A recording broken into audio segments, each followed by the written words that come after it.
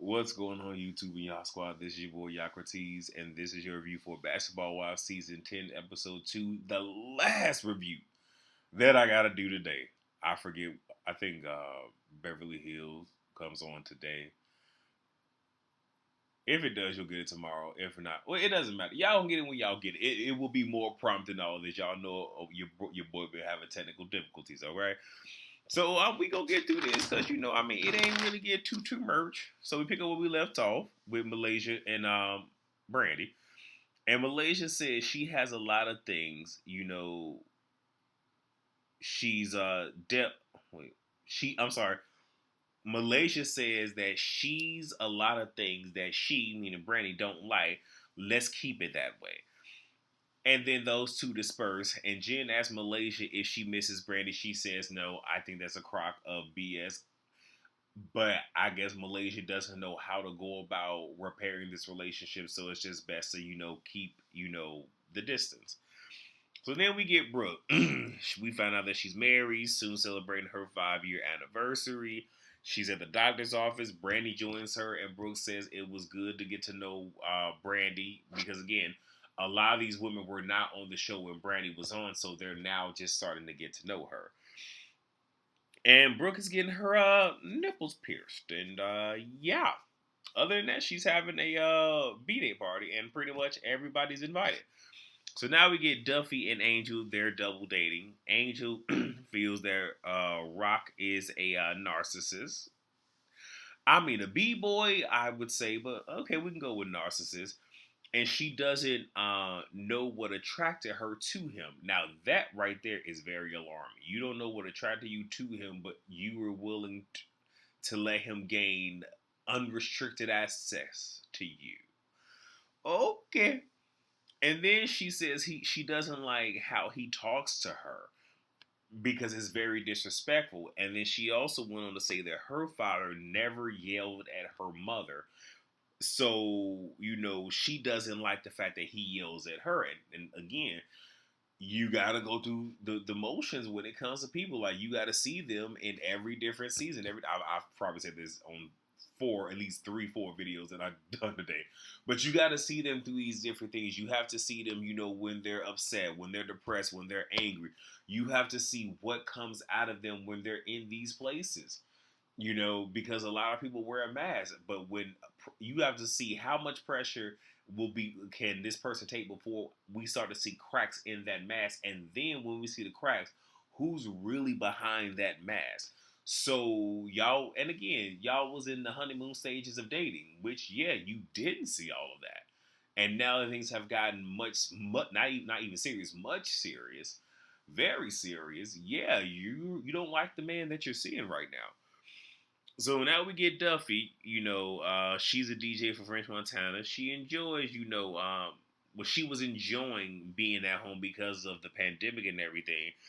And her forever fiance wants her to stop DJing. She asks, okay, well, what if I said stop being an agent? He doesn't like that, but see, here's something else that I'm going to say. And it may be an unpopular opinion. Duffy, this is your fiance, your forever fiance, your baby's father. This is not your husband. Now, not everybody has to be married. Okay, I don't even want people to remotely think that, because hey, some people can just be fine just having a situationship. That is cool. But I find it to be extremely funny that this man you're allowing him to have this much control over your career, and he wants to use the baby because again, for him, there's gender roles. There's, you're the mother, you should be home with the kid, because as soon as you say so, you're gonna stop being a sports agent, and he not having that. And again, y'all can make this work, but he wants what he wants. So he wants you to compromise, but he's not willing to. That's all I'm gonna say, because this comes up so many more times during this episode. If it's not that, it's the whole Brandy Malaysia thing, and I ain't got it to do. So we get Malaysia and Zell. So there is the party rehash. Malaysia is hurt because she has been depressed and no one reaches out to her because being a single mom is hard and this, that, and the third. And I thought the scene was a crocker, what? But here's something that I'm going to say. I am somebody that has been diagnosed with depression and anxiety. So, I mean, I know what it is. And I know how it is currently, being because I got in the military in November 2019, and obviously we're in May of 2022. They're 11 years in. Several family members know about my anxiety and my depression, but none of them, and when I say family, I'm talking about immediate. None of them check in to be like, "Hey, yeah, you good? This, that, and the third." And I'm saying this to say this: they know that I suffer from anxiety and depression. Malaysia, nobody knows because you haven't said it. So you want a whole lot, but again, a closed mouth don't get fed, and that's all I got to say about that. Let's see. So now we have Brooke, Brandy, Duffy, and British. They're all getting, I believe, mani pedis and their hair did, which is interesting because we got to see their real hair. So this wasn't a play scene. Because sometimes that people be getting their hair done, they ain't really getting their hair done. So the birthday dinner, plan is out there. Jen won't be there because she's out of town, and Brandy does miss Malaysia, and she says that. So then we get Angel. She's in her shop, doing well. She had to let y'all know that she is working. Rock is used to her being at home because of COVID, and this is an issue for them. And again, fudge him, okay? Because again, y'all dating, and this is only your baby daddy. Again, you see, some of y'all better than me, because I wish some of y'all would just truly boss up and just realize, the power that you have, and stop letting these no good ass, All right, moving on. Duffy and British, they talk about Malaysia and Brandy, and Duffy feels that they'll eventually make it back to each other, and when they do, all these new friendships gonna fall by the wayside. We get Brooke's dinner, her B-Day. We see her husband Steve. Malaysia isn't there. Brandy takes up for Malaysia. Duffy, says, take up for your best friend. Rockstar calls and irritates Angel, so she leaves. Then there's the oyster shooters, and Jackie can't swallow it. Jackie, one of those, I'm not a freak, but I'm gonna make y'all think I'm a freak. So Brandy pulls Duffy to the side because she wants to address the whole, best friend comment. Duffy says, stop defending her. Brandy says, she's used to defending her. Like, that's something that she's used to, and it's hard to get out of that. But she says she's going to, stop doing it. So now we get Jackie. She called Malaysia, and Malaysia is back in Atlanta, and her kids wants to come will come with her to Los Angeles. But if there was an agreement between you and your ex-husband, especially if it's court order, even if he has y'all's kids staying with a nanny or whatever, you just can't go scoot them up like that. Like, that's not cool. Again, we don't know the arrangements, but something just don't seem right.